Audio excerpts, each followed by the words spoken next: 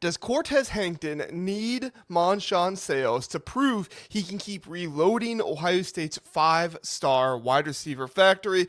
It's an interesting question. Many fans will demand it, while others might say you're missing what he's doing right now in the 2028 class and maybe give him a chance, saying that he could possibly still land somebody in the 2027 class, like a Bryson Wright, possibly. To some fans, that will sound like downplaying the massive 2027 misses that have been out there, at least the Monshawn Sayles miss that could possibly be coming, and I think anyone can get that. Sayles is a top 3 receiver in the entire 2027 class. So stick with me. We're going to be looking at the actual evidence from the last 2 weeks and what it tells us about whether Cortez Hankton can build his own relationships or whether he's permanently operating in Brian Hartline's shadow. In this episode of the Buckeye Huddle podcast, I, John Rhodes, am going to explore with you if losing Monshawn Sayles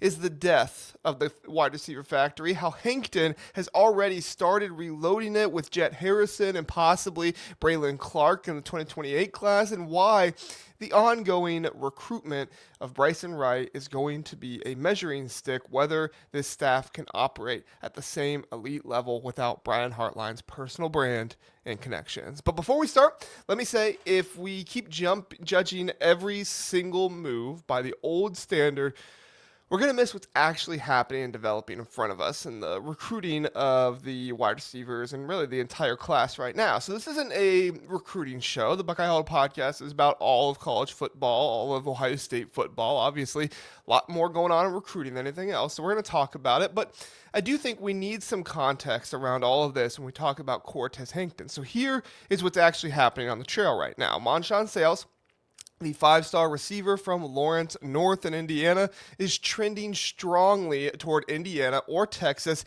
and pretty much trending away from Ohio State. I've heard this. A lot of other people are putting predictions out there that incorporate this idea. So from everything I've been told, the Buckeyes are not prioritizing him as much. So Indiana remains the perceived favorite in this situation. Now, every staff member and person inside the program is going to say the whole, "Oh, we cooled on him" response and stuff like that. So I'm not trying to deliver that to you and say that's for sure it. Sometimes it can be, right? And sometimes it's not. Sometimes it's legit, sometimes it's not. But what we do know is legit is that Kirk Cinetti and Mike Shanahan have built real relationships, and they are prioritizing Monshawn Sayles as their number one most important recruit in the 2027 class. They will not lose out on him with a lack of effort, money, or anything else like that. They might not get him, but it won't be because of a lack of effort or money or anything like that. They are all in for Sayles. He already knows players on the roster, and the team is invested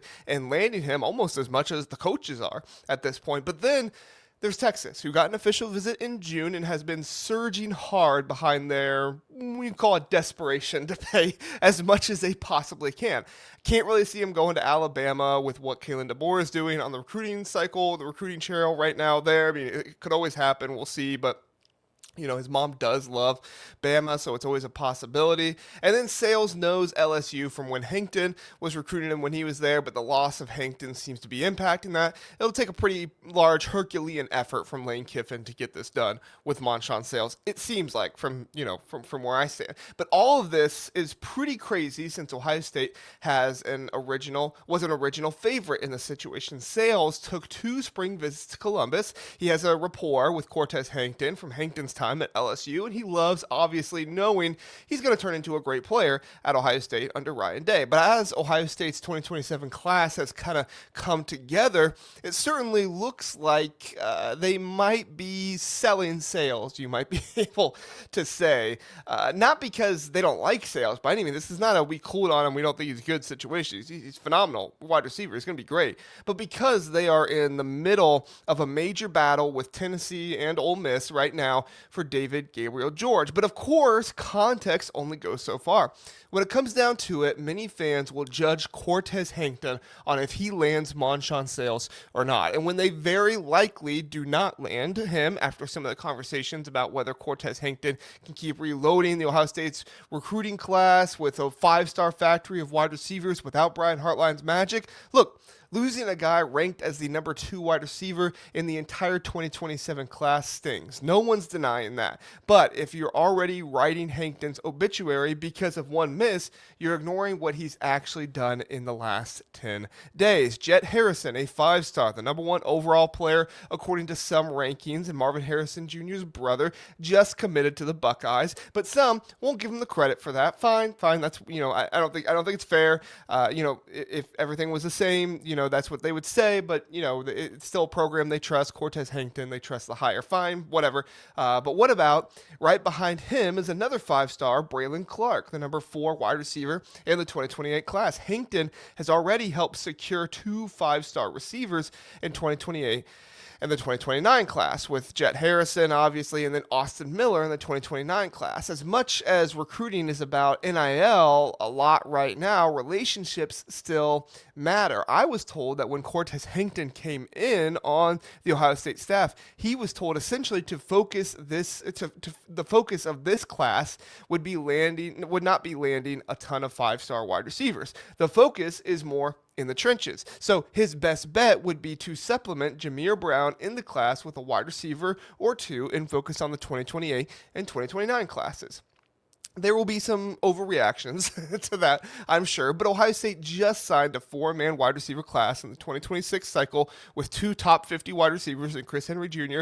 and Jaquaden Guilford. Obviously, Brock Boyd is a super underrated receiver as well. He's going to have a good career at Ohio State, I think. So if a down class for Ohio State is only 1 5-star, I'm not sure the 5-star factory is going anywhere anytime soon, especially if Hankton could possibly land Bryson Wright, the 5-star receiver from Mandarin High School in Florida in the 2027 class. Now, I would think that likely won't happen, but you never know. Let's see what Hankton can do. Wright is widely regarded as the top or number 2 wide receiver in the entire 2027 class. He's a 6 foot, 215 pounds, already looks like a college player, and put up 46 catches for 983 yards and 10 touchdowns as a sophomore. His father, Colby Wright, was pretty direct about where things stand with Ohio State in a quote that he gave to Rivals recently. Colby, his father, said the Florida schools, Miami and Florida, that's who he's talking about there, are doing a good job. Texas has been doing a good job, he also said. And then he specifically talked about Ohio State, saying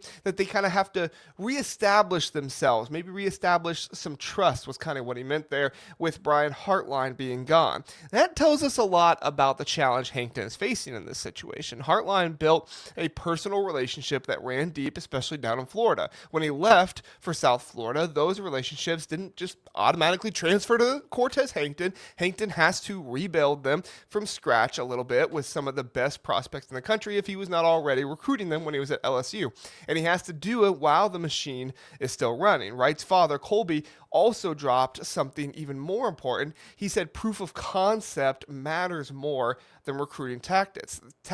That's what makes me think this still could possibly happen. If Ohio State gets their money right, this could still possibly happen. They want to see the on-field product this fall. They want to see how teams play, how the quarterbacks develop, how the wide receivers are used, and the coaches and all those things, and whether the environment feels right, feels like a place their son can thrive and chase his NFL dream. So Hankton has work to do here. The Buckeyes are still in the mix, obviously. He mentioned them. They're still in the mix. They've been communicating, but they have to grow that relationship and grow it quickly. Getting Wright back on campus this fall, whether it be for a game or an official visit, whatever it would be absolutely huge. How Ohio State's wide receivers perform and develop in the 2026 under Hankton will be watched closely by the Wright family and honestly every other top target out there. Bryson Wright is quietly changing the game for Ohio State in the post-Hartline era. Most fans assume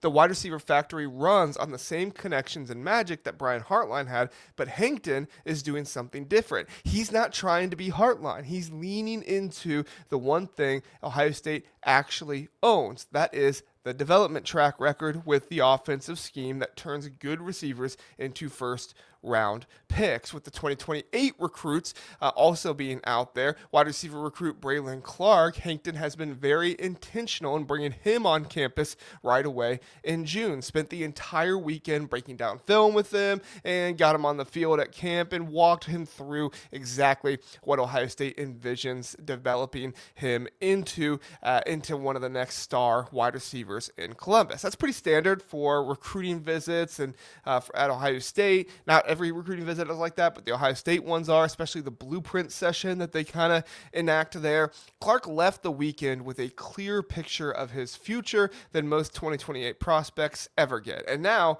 it looks like the 2028 class could be where things really start heating up on the recruiting trail, not just for the wide receivers, but really for the class overall. You got some other guys in there who could possibly start, kind of jump starting this class. You already got 3 top 50 or top 100, I think, top 100 guys committed. Get some more on top of that, and you could really start getting this class going. So obviously the Buckeyes still need to go after David Gabriel-George, Carlos May, and they'll keep their eyes peeled for the 2027 class. But for now, Hankton seems to be focusing on 2028 and beyond. So that Clark visit I mentioned was also very important. It shows Hankton isn't waiting for relationships to magically appear. He's creating the environment and the vision that makes elite prospects see their future in Columbus. Obviously doing everything he should do. We're not talking about anything here that Brian Hartline didn't do, but he's doing everything he should do. Now, we zoom out and talk about what this actually means for the program. Even if Monshawn Sayles goes to Indiana or Texas, Ohio State's 2027 class is still in a really strong position. Maybe the wide receivers are not as strong as it once was or has been in the past, but it's still really strong. They already have 3 5-stars committed in the class, and they're still very much so in the mix, dare I say, leading for David Gabriel-George, the elite running back, and Carlos May, the monster interior defensive lineman. Missing one receiver doesn't make or break the class the way it could have in previous cycles where, if you had 3 5-stars, 2 of them were wide receivers. And in the 2028 class, the foundation is already elite. Jett Harrison committed last week, a massive get and a huge vote of confidence. And Hankton, Braylon Clark is trending hard for the Buckeyes right now. We'll see what Hankton does here with that momentum. Adding Clark would give Ohio State 2 of the best wide receivers in the entire 2028 class. That's not just reloading, that is building a nightmare for opposing defenses for the next 4 or 5 years. The bigger picture is what happens when Jeremiah Smith eventually moves on. I know we don't want to talk about it, but it's going to eventually happen. This is very likely, almost certainly going to be his last year in Columbus. I can't see him coming back for another year. I don't think anybody can. So what they need to do is they need to go out and get a big-time duo or possibly even a trio in the 2028 class to keep the production rolling. Harrison plus Clark plus a potential Wright or another elite piece would do exactly that. Obviously Wright in the 2027 class, but that could do exactly that. Hankton doesn't have to replicate Hartline's exact method. He has to deliver. He has to deliver the same level of talent and development. The early returns on Harrison and Clark suggest he can, but let's be honest about the challenge. Hartline's shadow is real, and some recruits and their families had deep personal ties to him. Hankton has to close those gaps while also competing in the NIL environment where other programs are willing to go to levels that Ohio State sometimes chooses not to match on certain prospects. And he also has to develop these guys on the field. You're going to have Jeremiah Smith, he's obviously going to have a great year, but what does it look like behind him? That's the reality. Sayles may be one of those cases where the numbers just don't line up. Financially, we're talking about paying him the same way they do with Indiana or Texas. That doesn't mean Hankton failed, though. It means that he's making a calculated decision. The NIL, whatever you want to call it, is making a calculated decision about where to invest while still landing high-end talent elsewhere. A lot of people are going to act like Ohio State's wide receiver factory is in trouble if they don't land another elite wide receiver or 2 in the 2027 class. The last 2 weeks of actual results say the exact opposite, though, and it's not close. Jett Harrison committed, Braylon Clark is trending after spending a full weekend, and Cortez Hankton is making moves just like he has his entire career. He's more than just, the guy replacing Brian Hartline. Let's not forget, he was widely regarded as one of the best, if not the best, wide receiver coaches in the country. He had to work his way up from the bottom despite being an NFL wide receiver. His coaching journey began in Dartmouth, where he produced all Ivy League receivers in each of his 3 seasons and helped the Big Green to an 8-2 record in 2014 while building one of the Ivy League's top passing attacks. He later served as a pass game coordinator and wide receiver coach at Georgia with their 2021 national championship staff, developing George Pickens along the way. And then at LSU, Hankton's impact on elite wide receiver talent was immediate. He played a central role in developing Malik Neighbors into LSU's all-time leading receptions and receiving yards, while also guiding Brian Thompson Jr. to a nation-leading 17 touchdown catches in 2023 before the first-round selections. I think there's a thought process out there that under Hankton, Jeremiah Smith might not see as much production as some people think, but if Brian Thomas Jr. can get 17 touchdown catches in 1 year, I'm confident Jeremiah Smith can too. Cortez Hankton's coaching helped LSU finish number 1 nationally in passing offense in 2023 and led the country in both scoring and total offense that season. So here's the bottom line. Here's kind of what we're getting to with the whole thing, all right? Cortez Hankton is living in Brian Hartline's shadow right now. Just a fact, it is what it is. That's unavoidable. But the evidence from the last 2 weeks shows he's not paralyzed by it. He's already reloading part of the factory with Harrison, and then now could be Clark coming in as well. Losing Monshawn Sayles will hurt if it does indeed happen. We think it will, but if it does indeed happen, it will hurt, especially for the 2027 class. But it doesn't break the long-term pipeline. The real test could be Bryson Wright, see if Hankton handles that relationship. But even if he doesn't get Bryson Wright, I'm still not down on Cortez Hankton because he is working ahead and not just on the class right now. If he closes on Wright and continues the momentum with the rest of the 2028 board, we'll look back at this moment as, the time Hankton stepped out of the shadow and made the job his own, right? That's what I'm watching for the rest of the summer and in the fall, with the visits, the communication, the development of the current room, and whether the Wright family sees enough proof of concept to believe their son belongs in Columbus. Jeremiah Smith's going to get his this season. He's going to do a great job. I'm confident that he's going to have a whole lot of touchdown catches, confident he's going to have a whole lot of, receiving yards and stuff like that. But what does it look like for Devin McEwen? What does it look like for Brandon Ennis, Chris Henry Jr., some of those other guys? Drop your take on Hankton's progress in the comments. And are you worried about Sayles, or are you more encouraged by the possibility of a Braylon Clark? Thanks for listening and watching this episode of Buckeye Huddle, the Buckeye Huddle podcast. Appreciate you being here. One more episode this week, tomorrow at 7 p.m. That's Thursday at 7 p.m. And then we'll be back again Sunday night at 7 p.m. Thanks for listening and watching. Have a good one.